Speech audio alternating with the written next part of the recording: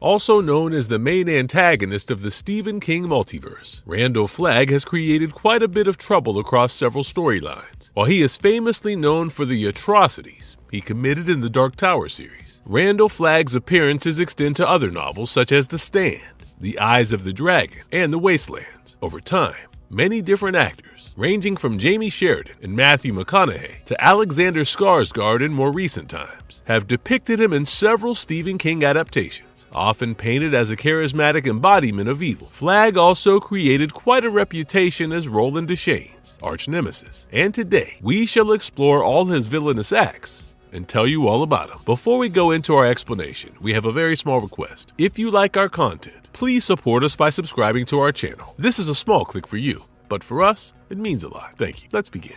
Who is Randall Flagg? To begin with, his real name is revealed to be Walter Paddock, even though he is more commonly known and feared as Randall Flagg. He also has many other aliases, ranging from Walter O'Dim in The Man in Black to Martin Broadcloak. He was known for working for the Outer Dark and was bestowed with abilities such as sorcery, necromancy, prophecy, and the power to manipulate human and animal behavior. Flagg was committed to destroying civilizations by spreading destruction and chaos all around, as noted in his first appearance in The Stand. Since then, he continued to appear as a demonic entity who spreads plagues and brings about destruction, and he later assumed the identity of a wizard while destroying the medieval city of Delane. His most iconic appearance was noted in the Dark Tower series, as he resisted Roland Deschain's attempts to save humanity, and he even assumed a casual appearance as a college boy in cowboy boots and denim jeans in his later appearances. Randall Flagg's persona was such a hit with the audience that he was written into several television and comic adaptations of King's works, and he remains a hot topic among literary critics even today.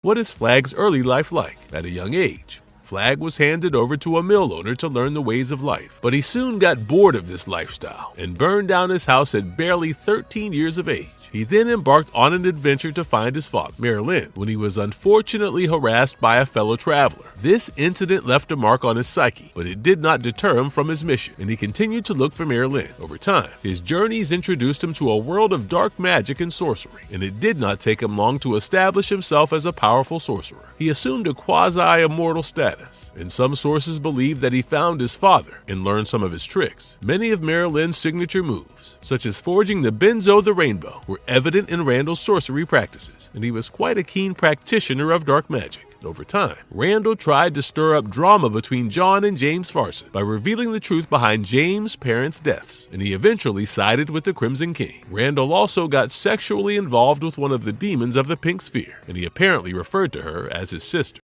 What happens in The Stand? Randall then appeared in King's universe at multiple points of time, and he had established himself as a member of a black power group called the KKK, as well as the Viet Cong in his novel, The Stand. The novel was set in an apocalyptic version of our world where a deadly plague killed most of the population, while Randall survived in the deserts of Nevada. He then sent out a psychic call to summon other survivors through their dreams, and created an army of followers out of the weak, vulnerable souls, trying to regain normalcy in the aftermath of the plague. However, Randall soon turned into a typical despot and resorted to cruel torture methods, such as crucifixion, to punish any rebels who went against his law. He then set his eyes on another surviving society called the Boulder Free Zone, with some help from Mother Abigail, and he hoped to establish himself as the sole ruler of the most dominating civilization in the country. Unfortunately, Randall's followers failed to defeat the Boulder Free Zone's leaders, who then traveled to Las Vegas to face him in person. This led to a fierce battle where Randall displayed his dark magic to defeat them, and even declared that they would be publicly executed. While he revels in his victory, one of Randall's followers, named the Trash Can Man, arrives at the scene with a nuclear warhead and blows them all up in a shocking finale. While most of Randall's followers die in this explosion, Randall uses his powers to dematerialize into thin air and then reappear on a deserted beach in the middle of nowhere.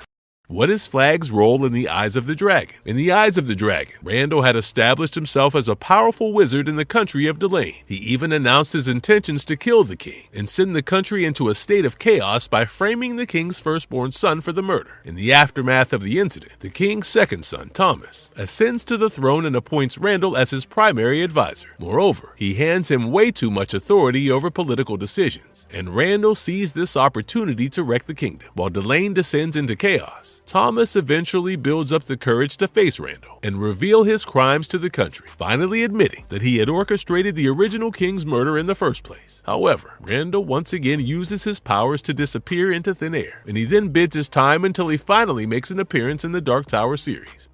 How does Flagg influence the Dark Tower series? When Roland was quite young, Randall operated under a fake identity as Martin Broadcloak to come up with a plan to incite the young boy. He worked in cahoots with the Crimson King to establish himself as the court magician in Gilead, and even weasel his way into becoming Roland's father's chief advisor. Soon enough, he seduced Roland's mother in an attempt to get a rise out of the young boy and compel him to join the gunslinger trial. While Randall hoped that Roland would fail, the young boy somehow succeeded, and Randall then used his powers to trap his soul in Maryland's grapefruit. He even controlled Roland's visions and conjured another elaborate plan to kill Stephen and bring about the fall of Gilead. While Stephen survived, Randall managed to destroy the entire country and then adopted another brand new identity as Rudin Falaro. He then went on to save Clay Reynolds and focused all his attention on manipulating Charles Champignon into writing a letter of recommendation for Kingston. He hoped to resurrect Kingston and use him to infiltrate the Pink Sphere, but he eventually gave up on this and decided to retrieve the sphere on his own. Over the course of time, Randall was spotted at the fall of Gilead, where he notably took down the affiliation flag on top of the city to announce its downfall. He then kidnapped Randolph's family after the latter refused to betray Roland, but Roland stepped in to save the day. He even recognized Randall's true identity and left him with no option but to escape the scene. During the Battle of Jericho Kill, he continued his disguise as Martin and even killed Cuthbert,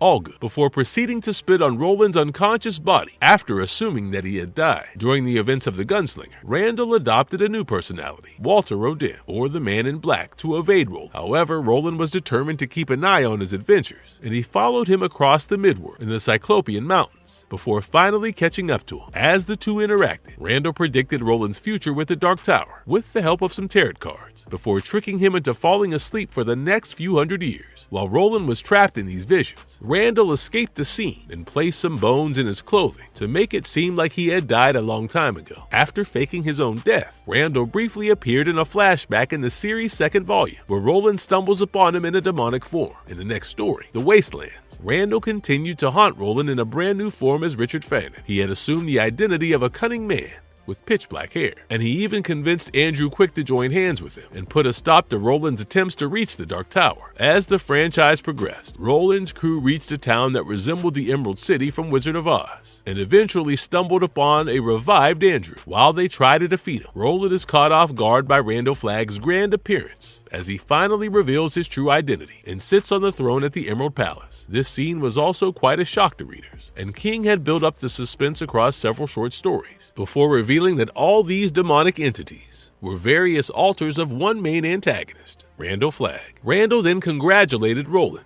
on coming close to reaching the tower before warning that they will never make it to the end when Roland shoots at him with a gun and leaves him with no choice but to disappear. While Roland continued with his journey, Randall was intent on stopping them from reaching the tower at any cost. Moreover, he hoped to reach the top of the Dark Tower for selfish reasons and establish himself as god of all. He even went as far as to recruit Mordred to Shane and to manipulate him into using the birthmark on his leg to unlock the tower, but he highly underestimated Mordred's wit. The young boy realized Randall's intentions in no time and compelled him to tear out parts of his body for his own nourishment. While Mordred killed Randall off, the Dark Tower series does operate in a time loop, and fans have theorized a high possibility of him still being out there, biding his time.